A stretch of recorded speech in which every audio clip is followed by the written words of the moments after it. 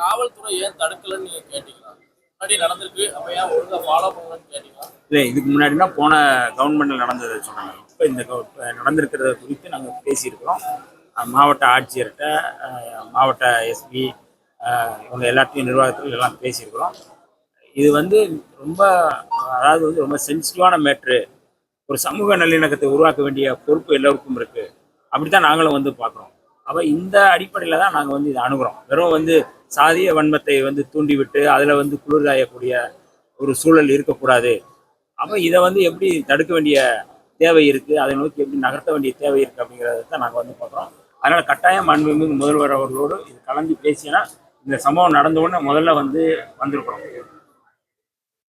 நாங்கள் வந்து அதை வந்து வெளியில் நாங்கள் சொல்லி முதல்வர்கிட்ட சொல்லி இதை தடுத்து நிறுத்தி இதுக்கு ஒரு சமூக நல்லிணக்கம், இன்னும் கூடுதலாக வந்து அரசு வேலை வாய்ப்புகளை எப்படி உருவாக்குறது, நீங்கள் வந்து அந்த இளைஞர்களை எப்படி வந்து நம்ம வந்து எங்கேஜாக வச்சுக்கிறது, வேலை வாய்ப்பு உருவாக்குறது, சமூக நல்லிணக்கத்துக்கான திட்டங்களை எப்படி கொண்டு வர்றது அப்படிங்கிறது கட்டாயம் நாங்கள் வந்து பேசுவோம்.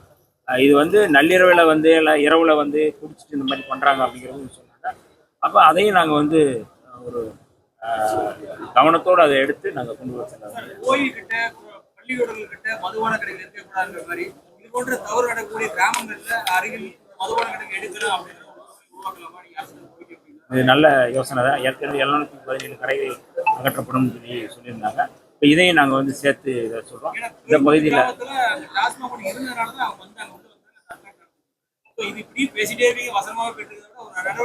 கடந்த 3 ஆண்டுகள்ல இது போன்ற சம்பவங்கள் பல இருக்கு. நீங்களே நேரடியாக 2 ட்ரிப் நடத்தி வந்திருக்கீங்க. காலம் எவ்வளவு காலத்துல இந்த மாதிரி நடவடிக்கைகளுக்கான கடுமையான நடவடிக்கைக்கான சட்டம் கொண்டு வருவதற்கு முயற்சி இருக்கு? ஏற்கனவே இருக்கிற சட்டங்கள் இருக்கு. அந்த சட்டத்தின் அடிப்படையில் நம்ம வந்து கடுமையாக நம்ம வந்து செயல்படுத்த வேண்டிய இது அதான். இது எல்லாமே வந்து இப்போதான் வந்து அதிகாரிகள் சொன்னாங்க. இது குறித்து நம்ம வந்து கடுமையான தண்டனை கொடுக்கணும். இப்போ கைது செய்யப்பட்டவர்களை வந்து நீங்கள் வந்து கூடுதல் கைது செய்யப்பட்டு அவங்க வந்து சிறையில் அடைக்காமல் அவர்கள் பிணையில் வர முடியாத அளவுக்கு அந்த சட்டத்தை வந்து குண்டர் தடுப்பு சட்டமும் இதில் வந்து முறைப்படுத்தணும் சொல்லியிருக்காங்க.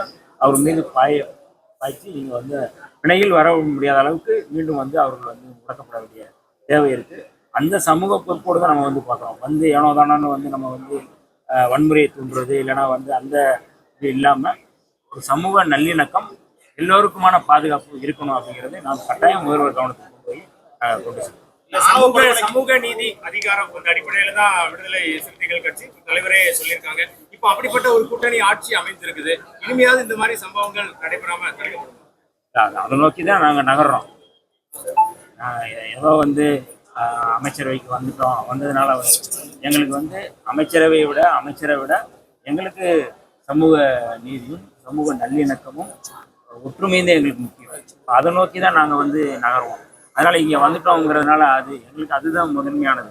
இப்போ அதை நோக்கி நகர்வதற்கான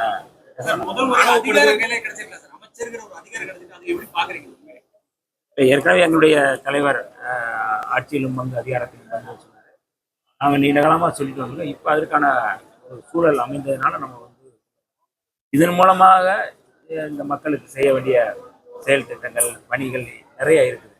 நாங்கள் ஒரு அதிகாரத்துக்கு வரோம் அப்படின்னா அந்த அதிகாரத்தை எப்படி நாங்கள் வந்து அதை பயன்படுத்துகிறோம் அப்படிங்கிறத மற்றவர்கள் பார்த்து எங்களை பார்த்து ரோல் மாடலாக பார்ப்பாங்க. ஏதோ வந்து நாங்கள் அதிகார துஷ்பிரயோகம் இல்லாமல் இந்த துறையின் மூலமாக இந்த மக்களுக்கு என்ன செய்யணும் அதுதான் இன்றைக்கி வந்து நாங்கள் வந்தோம்னா நாங்கள் வந்து அதை வந்து பண்ணிக்கிறோம். நீ போக போக எங்களுடைய செயல்பாடுகள் இதை விட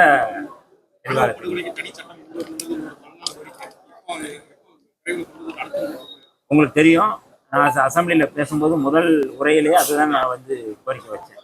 ஆனால் முதலமைச்சர் அவர்கள் நான் பேசி முடித்த உடனே அவர் வந்து நாங்கள் பேசினதை ஒட்டி வந்து அவர் வந்து சில விஷயங்களை சொல்லியிருக்கிறாங்க. கடந்த அரசு என்னென்ன செஞ்சிருக்கோம். நாங்கள் இந்த ஆணவ படுகொலைகள் தடுப்பு சட்டத்தை வந்து கொண்டு வருவதற்கு நீதியரசர் KN பாட்ஷா அவர்கள் தலைமையில் ஒரு குழு போட்டு அந்த குழுவினுடைய அறிக்கை தொடரும் இருக்கும். அதை ஏற்றுக்கிட்டாங்க. இப்போ அந்த அடிப்படையில் இது கட்டாயம் வந்து இந்த வருகின்ற கூட்டத்தொடரிலேயே இந்த ஆணவ படுகொலைகள் தடுப்பதற்கு தனிச்சட்டம் கொண்டு வருவதற்கு கட்டாயம் நான் வந்து அதில் வந்து சாதிய பிரச்சனைகள் இளம் சிறார்கள் அதிகமாக கைது செய்யப்படுறாங்க. இளம் சிறார்கள் மட்டும் இல்லாமல் இளைஞர்கள் அதிகமாக 16, 17 அந்த வயசுல இளைஞர்கள் எல்லா சாதிகளிலுமே கைது செய்யப்படுறாங்க. அவர்களை தடுப்பதற்கு போதை பழக்கம் பெருசா சொல்றாங்க. வேற என்ன நடவடிக்கை எடுத்தா சரியா இருக்கும்?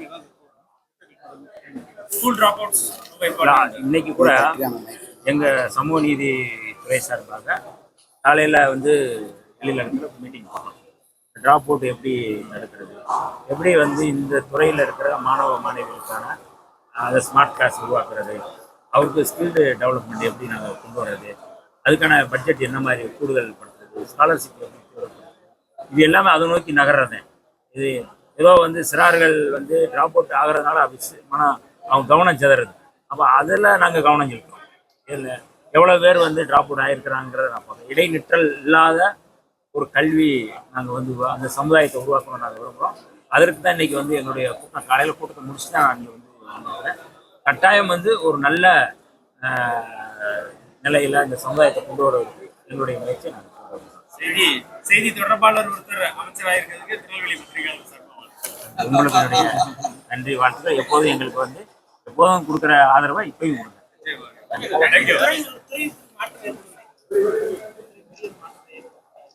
கட்டாயம் வந்து நாங்கள் மாற்றுவோம்.